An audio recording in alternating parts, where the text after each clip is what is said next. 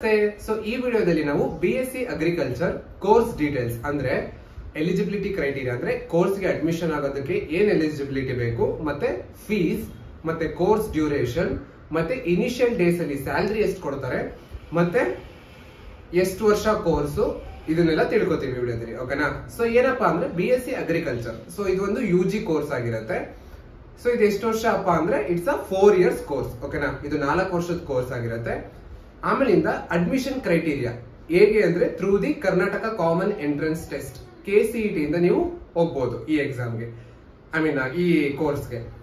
KCET ಅಲ್ಲಿ physics, chemistry, mathematics, biology ಅಂದ್ರೆ ನಿಮ್ಮ PUC ಸ್ಕೋರ್ ಮತ್ತೆ ನಿಮ್ಮ KCET ಎಂಟ್ರೆನ್ಸ್ ಸ್ಕೋರ್ ಎರಡದು 50% ಕನ್ಸಿಡರ್ ಮಾಡಿ ನಿಮ್ಗೆ BSc AG ರ್ಯಾಂಕ್ ನ ಅಲಾಟ್ ಮಾಡ್ತಾರೆ. ಓಕೆನಾ? ಸೊ ನಮ್ಮಲ್ಲಿ ಅಗ್ರಿಕಲ್ಚರಲ್ ಕಾಲೇಜ್ ಬೆಂಗಳೂರಲ್ಲಿ ಇದೆ, ಶಿವಮೊಗ್ಗದಲ್ಲಿದೆ, ಹಾಸನಲ್ಲಿದೆ, ಬೀದರಲ್ಲಿದೆ, ಧಾರವಾಡಲ್ಲಿದೆ. ಓಕೆನಾ? ಇಲ್ಲೆಲ್ಲ ಇದೆ ಗೌರ್ಮೆಂಟ್ ಕಾಲೇಜಸ್. ಆಮೇಲಿಂದ ಫೀಸ್ ಎಷ್ಟಪ್ಪ ಅಂದ್ರೆ 50, 60, 70 ಸಾವಿರ. 70 ಸಾವಿರ ಮ್ಯಾಕ್ಸಿಮಮ್ ಗೌರ್ಮೆಂಟ್ ಸೀಟ್ ಅಲ್ಲಿ, ಅಂಡ್ ಇರೋದೇ government seat. So government seat 70 ಸಾವಿರ ಇರುತ್ತೆ ಫೀಸ್. ಓಕೆನಾ? ಆಮೇಲಿಂದ ಹೇಗೆ ನಾವು UG ಬೇರೆ ಡಿಗ್ರಿಗಳಿರುತ್ತೋ ಅದೇ ರೀತಿ ಇದ್ರಲ್ಲೂ ಕೂಡ ಏನಾಗುತ್ತೆ, ಸೆಮಿಸ್ಟರ್ ಎಕ್ಸಾಮ್ಸ್ ಇರುತ್ತೆ. ಓಕೆನಾ? 1 ವರ್ಷ